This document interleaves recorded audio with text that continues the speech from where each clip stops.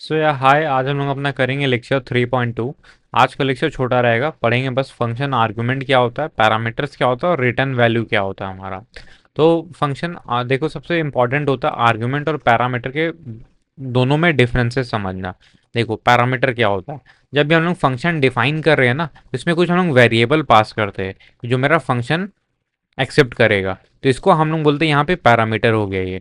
The variable listed inside the function definition, तो जो function definition के पास में जो वेरिएबल रहेगा इसको हम लोग बोलते हैं पैरामीटर। जैसे यहाँ पे डेफ ग्रीट करके यहाँ पे एक नेम हम लोग पैरामीटर है, ये मेरा नेम एक पैरामीटर हो गया।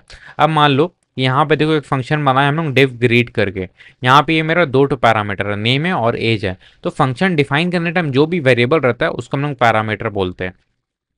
वेयर एज आर्गुमेंट क्या होता है, जब हम ये फंक्शन को कॉल कर रहे हैं, ग्रीट फंक्शन यहाँ पे हम लोग डिफाइन किया, अब यहाँ पे इसको कॉल कर रहे हैं, तो कॉल करने टाइम यहाँ पे उसका वैल्यू तो देंगे ना, यहाँ पे जो नेम वेरिएबल है इसको कुछ वैल्यू तो देंगे। तो ये वैल्यू को ही जब हम लोग पास करते हैं ना फंक्शन कॉल करने टाइम, इसको बोलते हैं आर्गुमेंट। तो देखो यहाँ पे ग्रीट हम लोग फंक्शन को कॉल कर रहे हैं, इसमें हम लोग आर्गुमेंट पास कर रहे हैं अयान, तो ये हो गया मेरा आर्गुमेंट। इन शॉर्ट अगर तुमको लेमैन टर्म्स में समझना, तुम ऐसा समझ लो, जो फंक्शन डिफाइन करने टाइम हम लोग का ये वेरिएबल होता है इसको पैरामीटर बोलते हैं, और कॉल करते हैं जब उसको हम लोग आर्गुमेंट बोलते हैं, ऐसा समझ लो।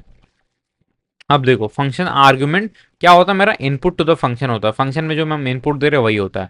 Argument are the values you pass to the function when calling it, वही जब हम फंक्शन को कॉल कर रहे हैं तो उसमें कुछ वैल्यू पास करते हैं, वही मेरा आर्गुमेंट होता है। ऐसा हो गया ये। अब देखो टाइप्स ऑफ आर्गुमेंट, पहले तो हो गया पोजिशनल आर्गुमेंट। पोजिशनल आर्गुमेंट क्या होता है ना, argument pass in correct order to match parameter, जो पैरामीटर का ऑर्डर होता है, जैसे यहाँ पे नेम और एज है, वही ऑर्डर में हम लोग पैरामीटर, वही ऑर्डर में हम लोग आर्गुमेंट पास करते हैं। जैसे देखो पैरामीटर क्या था, पहले नेम था फिर एज था, आर्गुमेंट में हम लोग वैसे ही पास कर रहे हैं, पहले नेम पास कर रहे हैं फिर एज पास कर रहे हैं यहाँ पे। ऐसा होता है हम लोग का पोजिशनल आर्गुमेंट। देखो उसके बाद होता है हमारा कीवर्ड आर्गुमेंट। कीवर्ड आर्गुमेंट क्या होता है ना, हम लोग पैरामीटर का जो नेम है ना उससे हम लोग वैल्यू पास करते हैं, ऑर्डर पे ध्यान नहीं देते, यहाँ पे ऑर्डर का कुछ इंपॉर्टेंस ही नहीं है। यहाँ पे देखो हमने एक फंक्शन बनाया है डिव ग्रीट करके, ये पैरामीटर ले रहा है मेरा नेम और एज। फॉर एग्जाम्पल यहाँ पे तुम्हें ना, तुम पहले, हाँ यहाँ पे देखो ऐसा, हम ग्रीट फंक्शन को कॉल कर रहे हैं, यहाँ पे हम एज पास कर रहे 21, नेम पास कर रहे एलिस करके, तो यहाँ पे देखो ऑर्डर का इंपॉर्टेंस ही नहीं है, यहाँ पे पहले नेम था एज था, पर यहाँ पे हम लोग क्या पास किए, पहले एज पास किए फिर नेम पास किए, तो यहाँ पे ऐसे होता है। और कीवर्ड आर्गुमेंट में एक चीज ध्यान देना है, मेरा पैरामीटर का जो ये पैरामीटर रहता है ना, वो पैरामीटर लिखते हैं इक्वल्स टू, फिर अपना जो वैल्यू पास करना रहता है वो ऐसे वैल्यू पास करते हैं। तो ये सिंटैक्स होता है इसके लिए, कीवर्ड आर्गुमेंट के लिए। डिफॉल्ट आर्गुमेंट क्या होता है, तुम यहाँ पे एक इमेजिन करो, तुमने एक फंक्शन डेफ ग्रीट करके बनाया है, ये दो पैरामीटर ले रहा है, एक नेम ले रहा है और एक एज ले रहा है, पर यहाँ पे एज का हमने ना एक डिफॉल्ट वैल्यू डिफाइन कर दिया है कि एज इक्वल्स टू 18। इसका मतलब ये होगा जब भी हम लोग फंक्शन कॉल करेंगे ना, और अगर हम अपना एज पास नहीं कर रहे आर्गुमेंट में, मेरा बाय डिफॉल्ट वो क्या ले लेगा, 18 मेरा इनपुट ले लेगा। यहाँ पे जैसे एग्जाम्पल देखो, हमने ग्रीट फंक्शन को कॉल किया, इसमें हम लोग आर्गुमेंट पास किए बस बॉब, तो ये क्या बोलेगा ना, यहाँ पे बोलेगा अच्छा नेम का वैल्यू हो गया बॉब और एज मेरा बाय डिफॉल्ट 18 हो जाएगा, ऐसा हो जाएगा इसका। फिर आउटपुट यहाँ पे hello Bob you are 18 years old, ऐसा हो जाएगा। अब इसमें हम लोग ये भी कर सकते हैं कि ग्रीट हम जब फंक्शन कॉल कर रहे हैं ना, हम लोग ऐसे ग्रीट फंक्शन कॉल कर रहे हैं, इसमें क्या करेंगे, अपना नाम देंगे, अयान कर को मैं अपना नाम दूंगा और यहाँ पे मैं अपना एज भी पास कर दूंगा, एज मान लो 22 मैं ऐसे पास कर दिया, तब फिर क्या होगा, यहाँ पे ऐसा कुछ प्रिंट होगा, hello Ayaan you are 22 years old. तो जो पहले 18 था ना बाय डिफॉल्ट, ये इसको कंसिडर नहीं करेगा, यहाँ पे जो हम पास करेंगे 22 वो उसको कंसिडर करेगा। ऐसा होता है डिफॉल्ट आर्गूमेंट का। तो चलो ये तीनों को एग्जाम्पल देखते हैं। यहाँ पे देखो, यहाँ पे हमने एक फंक्शन बनाया डिव ग्रीट करके, यहाँ पे हम लोग दो पैरामीटर पास कर रहे हैं नेम और एज। पहले सबको इसको कमेंट कर देते हैं, हाँ हाँ, नेम और एज, और यहाँ पे हम लोग कॉल कर रहे हैं ग्रीट एलिस और 21। यहाँ पे प्रिंट स्टेटमेंट होगा, और सॉरी वहाँ पे तो प्रिंट हम लोग लिखे हुए फंक्शन के अंदर में, यहाँ पे प्रिंट का दरकार नहीं है। चलो इसको रन करके देखते हैं। देखो आ गया, hello Alice you are 21 years old, ऐसा करके हमें आउटपुट मिल जाएगा। अब यहाँ पे देखो कीवर्ड आर्गुमेंट, कीवर्ड आर्गुमेंट में हम लोग ऐसे कर सकते हैं, यहाँ पे हम लोग क्या लिखेंगे, पैरामीटर का अपना नाम लिखेंगे और बता देंगे ये क्या वैल्यू ले रहा है। यहाँ पे एज के लिए 21, एलिस के लिए, नेम के लिए एलिस। तो यहाँ पे चलो रन करके देखते हैं, आ गया मेरा वही, hello Alice you are 21 year old, ऐसा। अब उसके बाद क्या था हमारा, यहाँ पे डिफॉल्ट आर्ग्यूमेंट है, डिफॉल्ट आर्ग्यूमेंट चलो देखते हैं। हाँ, यहाँ पे हमने एक फंक्शन बनाया डिव ग्रीट करके, दो पैरामीटर है नेम और एज। एज का बाय डिफॉल्ट वैल्यू कितना है, 18 है। यहाँ पे जब हम फंक्शन कॉल करेंगे ग्रीट और यहाँ पे बॉब पास कर रहे मतलब खाली नेम पास कर रहे, तो ये क्या होगा, एज को बाय डिफॉल्ट ये 18 कंसिडर करेगा। चलो रन करके देखते हैं। देखो यहाँ पे आ गया, hello Bob you are 18 years old. और वेयर एज यहाँ पे अगर मैं करूँ यहाँ पे ग्रीट चार्ली 25, तो देखो एज का अब नया वैल्यू क्या हो जाएगा, वो 25 हो जाएगा। यहाँ पे एज का भी वैल्यू 18 है, ये बोलेगा अच्छा हम यहाँ पे नया वैल्यू पास कर रहे हैं, तो बोलेगा एज का वैल्यू को अपडेट करके 25 कर दो। चलो देखते हैं, देखो आगे यहाँ पे hello Charlie you are 25 years old ऐसे करके, तो ये ऐसे कुछ काम करता है। आई होप आर्गुमेंट और पैरामीटर में तुम्हें अच्छे से डिफरेंसेस समझ में आ गया होगा। अब सबसे मेन एक जो चीज़ आता है, स्टार आर्क्स और डबल स्टार क्वार्क्स, ये क्या होता है, ये बहुत ही अच्छे से इसको याद रखना, ये बहुत लोग भूल ही जाते हैं मोस्टली क्या होता है क्या नहीं। तो देखो, हाँ जब हमें पता नहीं हो कि ना मेरा जो यूज़र है वो हमको कितना इनपुट देगा, कोई फंक्शन में वो कितना इनपुट देगा, तब हम लोग इसके लिए यूज़ करते हैं स्टार आर्क्स और स्टार क्वार्क्स। अब देखो ये क्या बोलते हैं, इसको वेरिएबल लेंथ आर्गुमेंट बोलते हैं। इसका सिंपल से ये मतलब है, जब हमको ये पता नहीं है कि मेरा जो सामने वाला यूज़र है वो मेरा फंक्शन में कितना इनपुट देगा, तब हम ये दो चीज़ का यूज़ करते हैं। अब दोनों में डिफरेंसेस क्या है ये भी देखो देखते हैं। जैसे हम यहाँ पे एक डिफ फंक्शन बनाए हैं, डिफाइन किए, एड अंडरस्कोर ऑल करके मेरा फंक्शन का नाम है, और यहाँ पे हम दे दिए स्टार नंबर्स। इसका मतलब क्या होगा ना, हम यहाँ पे ना जितना भी अपना इनपुट पास कर सकते हैं, और ये फंक्शन का मेरा काम क्या है, मेरे को बस रिटर्न कर रहा है सम ऑफ नंबर्स। मतलब कि यहाँ पे जितना भी इनपुट आएगा ना, वो सब का सम मेरे को निकाल के वो हमको रिटर्न करके दे देगा। अब फॉर एग्जाम्पल यहाँ पे देखो, हम कर रहे प्रिंट एड ऑल, यहाँ पे हम किए 1 2 3 4, तो ये क्या करेगा, 1 2 3 4 का सम निकालेगा और हमको ये रिटर्न करके दे देगा। यहाँ पे जब रिटर्न कर वैल्यू मिल गया, हम इसको यहाँ पे प्रिंट कर दे रहे हैं, ऐसा है। और यहाँ पे हम क्या कर सकते हैं ना, 1 2 3 4 5 6 7 8 9 10 इतना नंबर भी, इतना आर्ग्यूमेंट दैट इज इनपुट भी पास कर सकते हैं हम। तो ये क्या करेगा, जितना भी हम input that is argument pass किए हैं, उसका हमको सम निकाल करके दे देगा। फिर यहाँ पे हम उसको प्रिंट कर दे रहे। ये होता है मेरा स्टार आर्क्स का, स्टार आर्क्स का मतलब। और एक चीज तुम ध्यान दो, जरूरी नहीं है कि तुम्हें ना स्टार आर्क्स या डबल स्टार क्वार्क्स यही यूज करना है, तुम स्टार नंबर ऐसे यूज कर सकती हो। यहाँ पे तुम ना star Ayaan, double star Ayaan ऐसे भी कर सकते हो। एक स्टैंडर्ड वे हो गया है, ये एक स्टैंडर्ड वे हो गया है कि स्टार आर्क्स और डबल स्टार क्वार्क्स ही सब यूज करेंगे डिफाइन करने के लिए। तो star arcs double star quarks ऐसे कर सकते हो। पर हाँ, ये जरूरी नहीं कि तुमको यही करना है, तुम ऐसे कर सकते हो, स्टार के बाद कोई भी अपना नाम दे सकते हो, वो काम करेगा, एज इट इज काम करेगा। ये होता है। अब यहाँ पे देखो, स्टार क्वार्क्स में क्या होता है, डबल स्टार क्वार्क्स में क्या होता है, ये क्या होता है ना, dictionary of all extra keyword argument. ये ऐसे ना की वैल्यू पेयर आर्ग्यूमेंट पास होता है। फॉर एग्जाम्पल यहाँ पे हमने एक फंक्शन बनाया प्रिंट इन्फो करके, ये क्या कर रहा है, यहाँ पे डबल स्टार इन्फो करके ऐसे ये ले रहा है, मेरा पैरामीटर ले रहा है। और ये क्या है, मतलब कि हमको पता नहीं कितना सारा इनपुट आएगा, ये जितना भी इनपुट मेरे को भेज सकता है यूजर। अब यहाँ पे देखो, हम फंक्शन को कॉल कर रहे हैं प्रिंट इन्फो करके। यहाँ पे हमने एक नेम बनाया है इक्वल्स टू जॉन, यहाँ पे एज बनाया है इक्वल्स टू 25, यहाँ सिटी बनाया है इक्वल्स टू न्यूयॉर्क। अब जब इसको हम प्रिंट करेंगे तो मेरा ऐसे प्रिंट होगा, नेम इज टू जॉन, फिर मेरा age is to 25, city is to New York NY ऐसे करके मेरे को ऐसे आउटपुट आएगा। चलो ये भी देखते हैं रन करके। देखो यहाँ पे चलो हम एक और ले लेते हैं, प्रिंट एड ऑल, यहाँ पे 1 2 3, चलो 3 इनपुट में भी ये काम करेगा।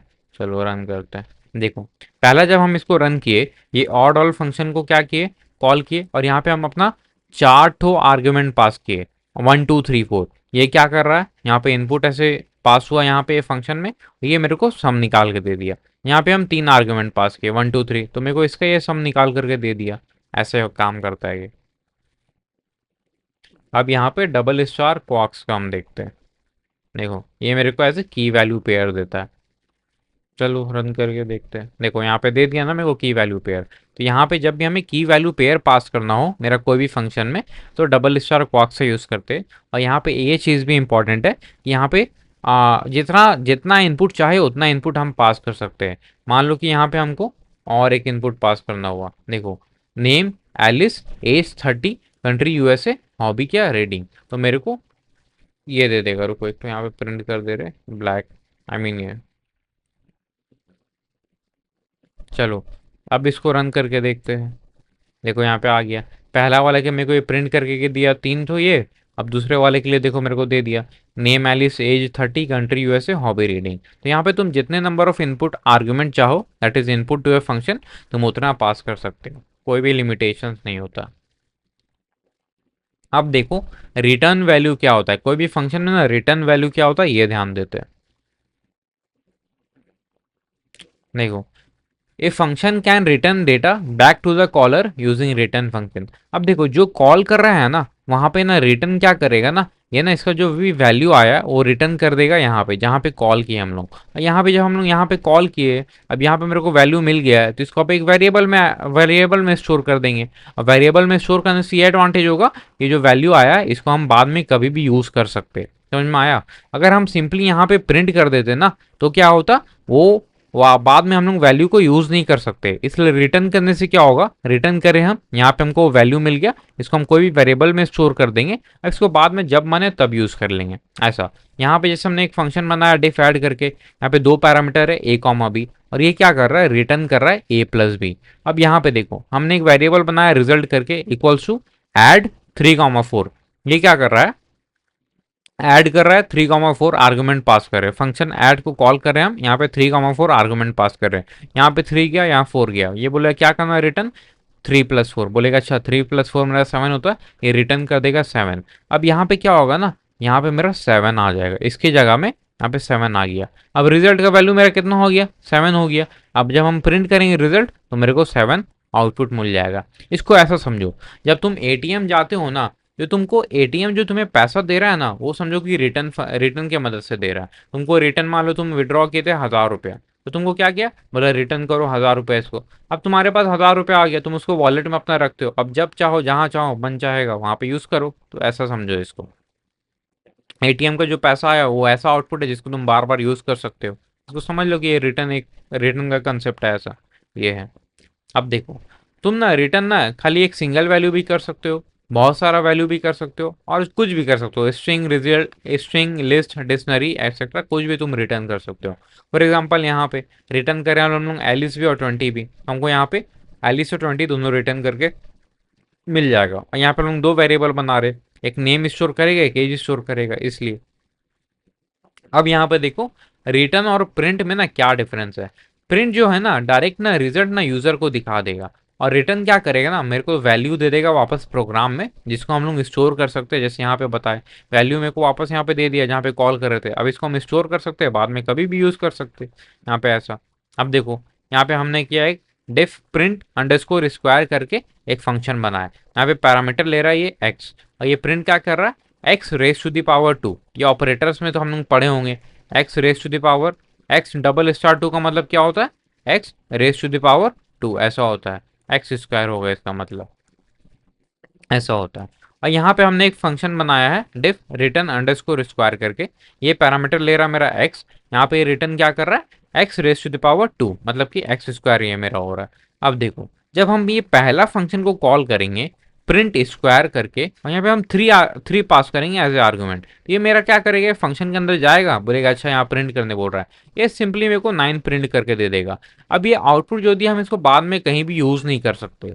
पर यहाँ पे देखो जब हम यहाँ पे रिटर्न अंडरस्कोर स्क्वायर को कॉल कर रहे हैं और यहाँ पे हम 3 को पास कर रहे हैं, यहाँ पे आएगा बोलेगा 3 का स्क्वायर होता 9, यहाँ पे मेरे को 9 दे देगा। अभी हम 9 को ना स्टोर करेंगे अपना वेरिएबल वैल्यू में, इसको जब चाहे मन चाहे हम वहां पे यूज करेंगे।